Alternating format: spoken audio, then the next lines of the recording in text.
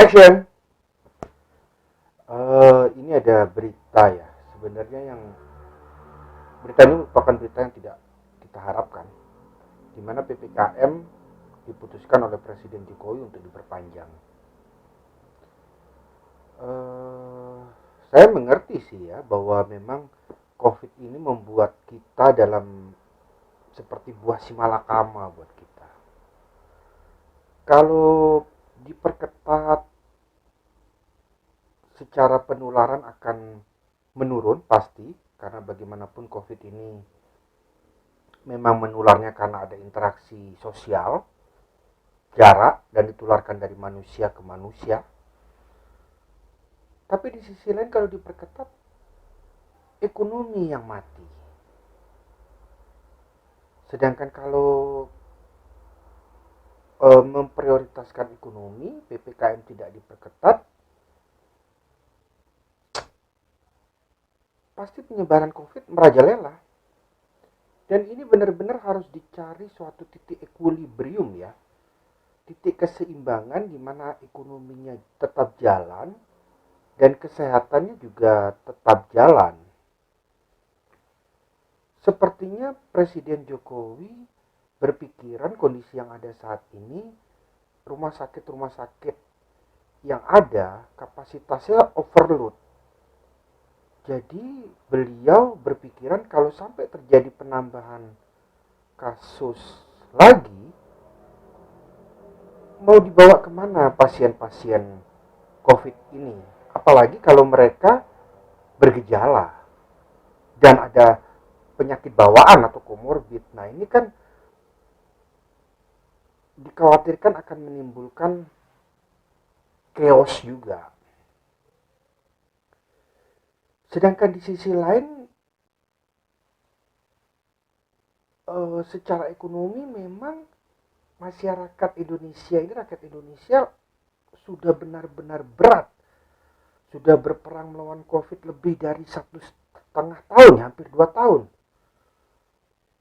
Daya tahannya sudah, tabungannya sudah mulai habis, mungkin cadangan sudah mulai habis, apalagi buat mereka yang hidup sehari untuk sehari. Mereka berpikir, ya COVID juga belum belum tentu kena. Tapi kalau mereka tidak makan, mereka pasti lapar sudah. Nah, ini yang memang menyulitkan. Kalau saya berharap sih, saya jujur saja tidak setuju dengan perpanjangan PPKM ini. Saya memilih ekonomi dengan segala resikonya. Ya ini berbeda dengan Bapak Presiden Jokowi yang sudah memprioritaskan kesehatan ya. Dan kita sebagai warga negara yang baik tetap harus mendukung beliau, karena dalam kondisi seperti sekarang ini jelas adanya perbedaan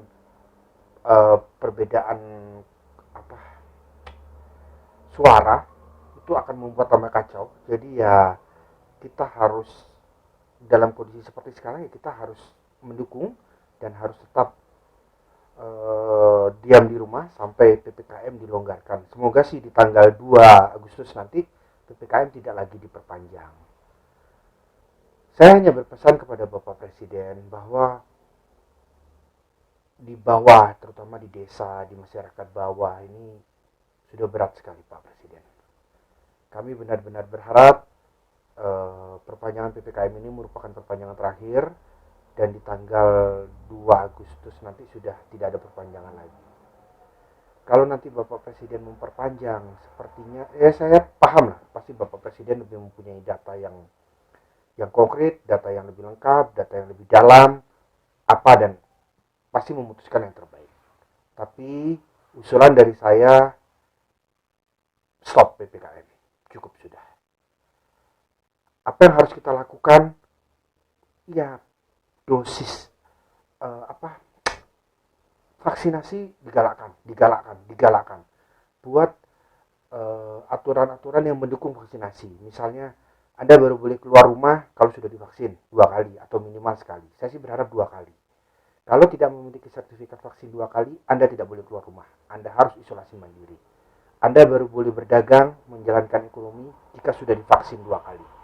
Anda baru boleh berpergian dari satu kota ke kota yang lain kalau sudah divaksin 2 kali.